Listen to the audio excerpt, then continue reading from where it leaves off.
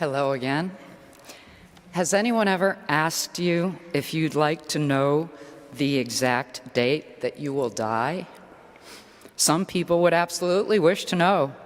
Some most definitely would not. Some say yes, no, maybe so. I think when I was 20, I'd have said no, but now, yes, so I can plan. Is it okay to take another kitten from my Aunt Sarah, the unstoppable cat rescuer? Bungee jumping, yay or nay? Recently, I asked Google the question, what are the most asked questions? The response was, how do I tie a tie? And how many days until summer? And how long to boil an egg? 6 minutes for a medium egg.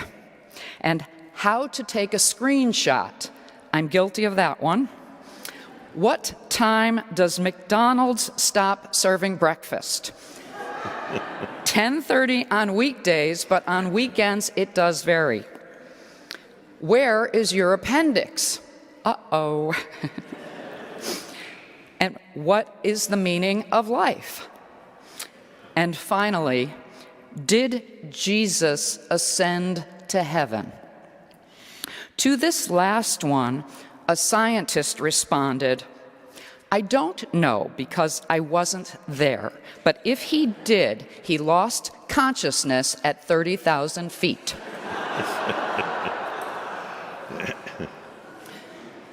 The British philosopher Bertrand Russell was a strong advocate for the creative and rational life. He was raised Unitarian and remained one until age 15 when he left the faith over questions about God and evil. However, his objections would later become mainstays of Unitarian thinking.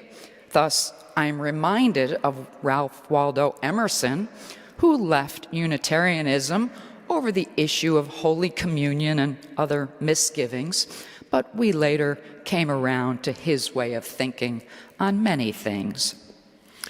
Bertrand Russell was outspoken about almost everything, for better or for worse. But rather than worry about why we're alive and where we go when we die, he expended his theological energies on how to live. Russell said, people, insofar as they are not subject to natural forces, are free to work out their own destinies. The responsibility is theirs, and so is the opportunity.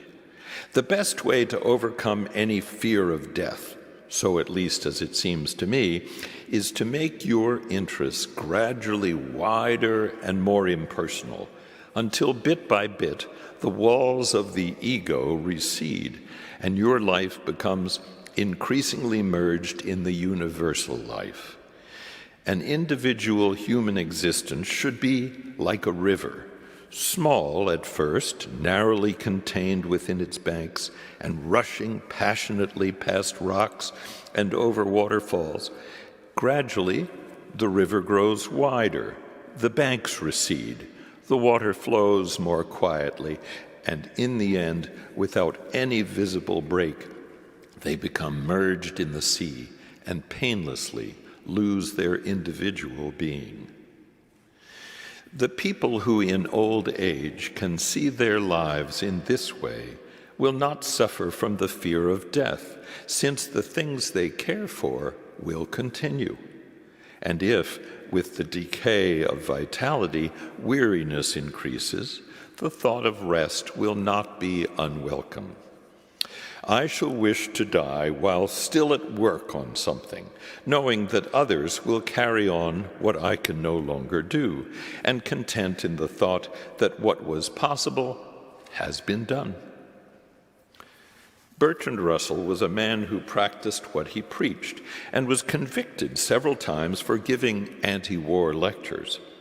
Ordered to spend 6 months in Brixton Prison in 1918, he said of the experience, I found prison in many ways quite agreeable. I had no engagements, no difficult decisions to make, no fear of callers, no interruptions to my work. I read enormously. I wrote a book, Introduction to Mathematical Philosophy, and began the work for the analysis of mind. I was rather interested in my fellow prisoners, who seemed to me in no way inferior to the rest of the population, aside from their having been caught.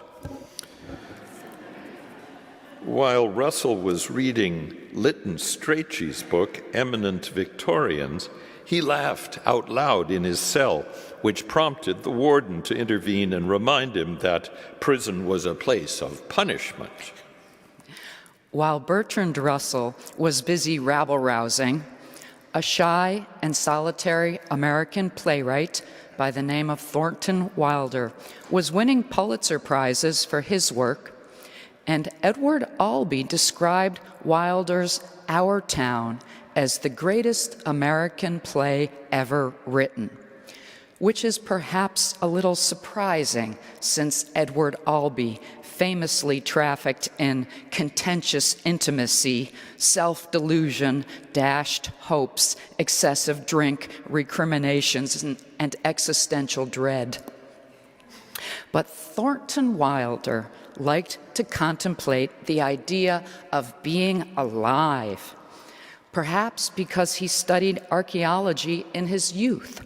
He phantasmagorically bends time in The Long Christmas Dinner and The Skin of Our Teeth, but by far his most moving play was Our Town, where he takes minimalism to the max. Thornton Wilder is often described as a puritanical writer, but we can easily find transcendentalism in there. All the musings of Emerson, Thoreau, Whitman, and Dickinson on the interactions of God, nature, and humans.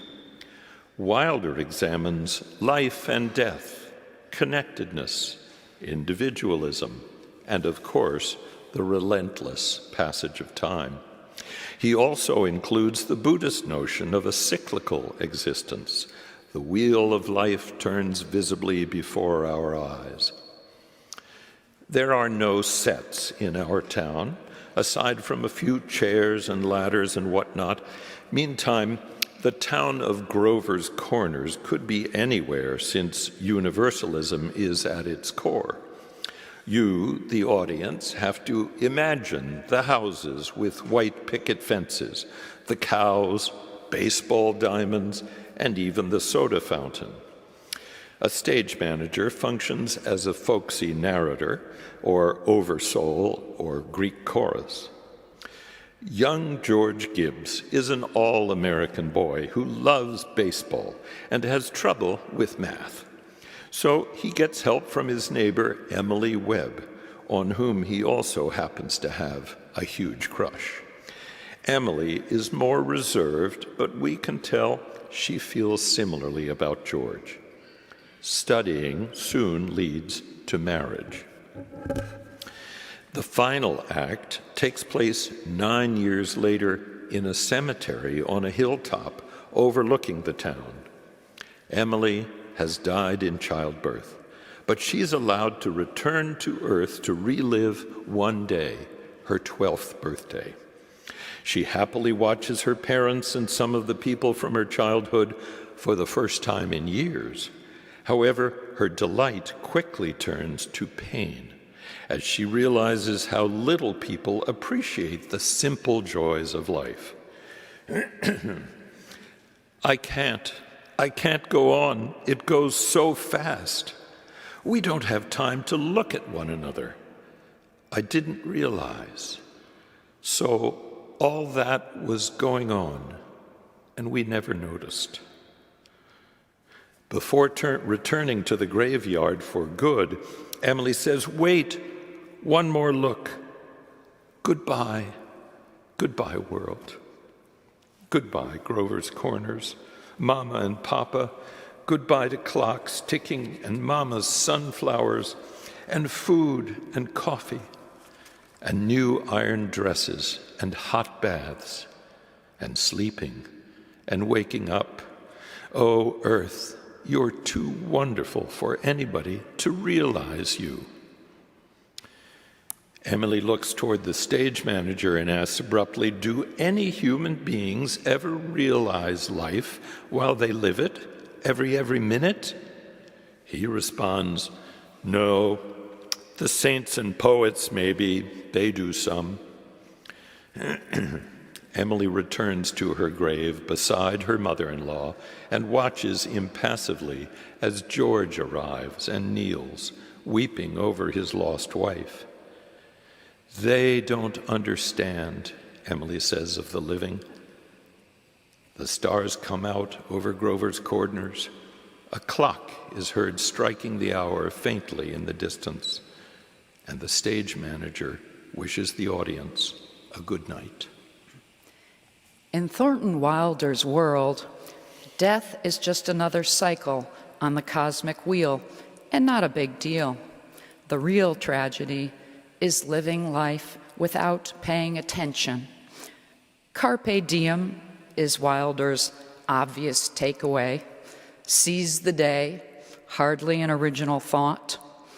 Carpe diem has been around since the Roman poet Horace wrote it down in 23 BC. Assuming he didn't steal the line, the sentiment is 2,048 years old. However, in the age of Zoom, Snapchat, and speedy delivery, we seem to be seizing the day less and less. A neighbor in my doorperson building informed me that she'll never go into assisted living. I said, we are in assisted living. The sidewalks are shoveled. We can order every meal, hire a dog walker, call the super to fix anything, and Zoom with a physician on our computers. Meantime, loneliness has been declared a public health crisis affecting half of all adults, and which can lead to serious health consequences. Yesterday, a psychologist was talking on TV in the background while I was washing the dog, so forgive me for not having the footnotes on this. But he was responding to young people's complaints about not finding marriageable partners. And forgive me, but he used an old-fashioned example of males and females pairing off. He went on, say there are 1,000 people on a computer dating service.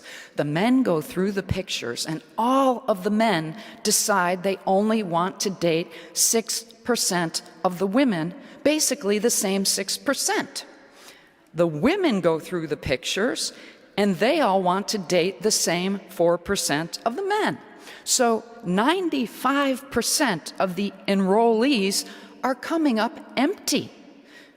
The users are basing this once-over on looks, a first impression, maybe some indicators of success. The psychologist said that under the old system, where you went places, such as an office or a church function, and yes, that was a real example, there'd be plenty of people you wouldn't pay any attention to at first glance, but then you got to know them and you discovered things such as they're very kind, or they're good with children, or they take care of their parents, or do a lot of community service, aspects you may like about them, and one thing leads to another. So to seize the day, we need to participate in the day to the extent that we can. At a graduation, I recently heard failure explained as, oh, that was just version 1.0. And I think the same might be true for Carpe Diem, and that we need to think about what version 2.0 looks like. Time is a series of choices. You chose to join us today. I hope it will be time well spent. if only because you enjoyed an interaction with a friend or someone you just met, or because of an observation or an encounter you experienced on the way here or the way home. We can't know what would have happened if you'd done something else this morning, and perhaps that is the mystery of life everyone is always talking about.